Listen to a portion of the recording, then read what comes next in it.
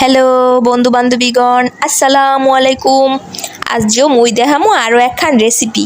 তাই এইটা রান্দা খাইলে আমেরা কোনো বেমালা স্বাদ পাইবেন। তাই বুয়োর আর লন কি কি দিলাম এই রান্দায় হেই আম্মেগো দেখাই দিই। মুই লইলাম এই ছোট মাছ, হ্যাঁ তো দেখছে নেই হেয়া কুট্টে ধুইয়া লইছি। হের মধ্যে অল্প করে দিয়ে দিছি পিঁয়াজ, অল্প করে দিয়ে দিছি রসুন বাডা। বাজারের দামের যা আগুন, হাতে মুই অল্প অল্প করে এই সব কিছু দিমু। এরপর দিয়ে দিলাম স্বাদ মতো লবণ। হ্যাঁ তো আর অল্প দিতে পারবো না, হে লেগে কালে স্বাদ মতো লবণটা দিয়ে দিলাম। এখন জানি কি দিমু, হলদির গুঁড়ি।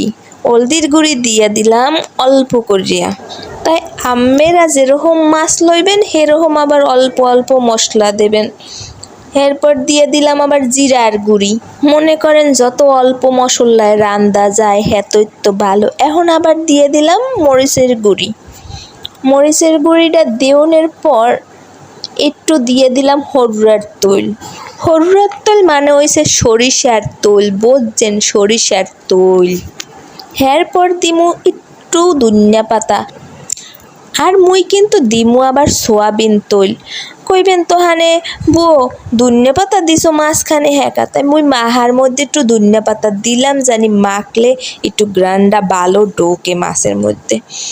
তাই মুই শেষেও আবার ধনিয়া পাতা দিমু। তাই এরকম করিয়া মুই ভালো করিয়া মাখিয়ে লইলাম। এরপর মুই মোর হেই কড়াইটা চুলার উপরে দিয়ে দিমু। চুলার উপরে হেই কড়াইটা দিয়া হের মধ্যে এই মাহান্যা মাছগুলা বেমাক এককালে ঢালিয়া দিমু। বাড়িতে যে মশলা লাগুন্যা আসিলে হ্যাঁ ধুইয়া মুই একটু পরিমাণে পানি দিয়ে দিমু। মাছগুলারে কড়াইয়ের চারোপাশে একটু মেললে দিয়ে এরপর হরামুড়া দিয়ে থুম।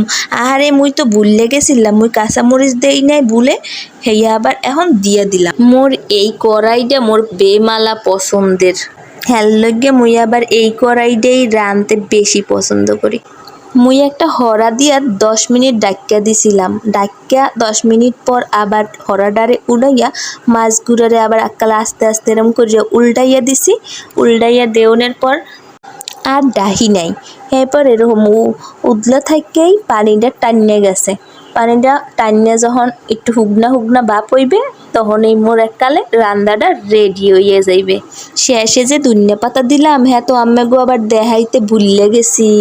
এইটা রাঁধতে যা যা দিলাম সব আম্মাগো ঘরেই থাহে। দেখছেন অল্প মশলায় মুই কিরকম রাঁধতে হালাইলাম এককালে একটা বেমালা স্বাদের রেসিপি। আম্মেরাও মোর মতো এরকম কম মশলায় এককালে বেমালা স্বাদের রেসিপি রাঁধতে খাইবেন।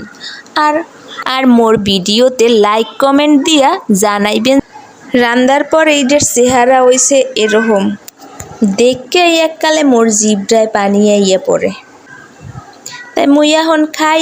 আম্মেরা হগলডি ভালো থাকেন আর আল্লাহ হাফেজ।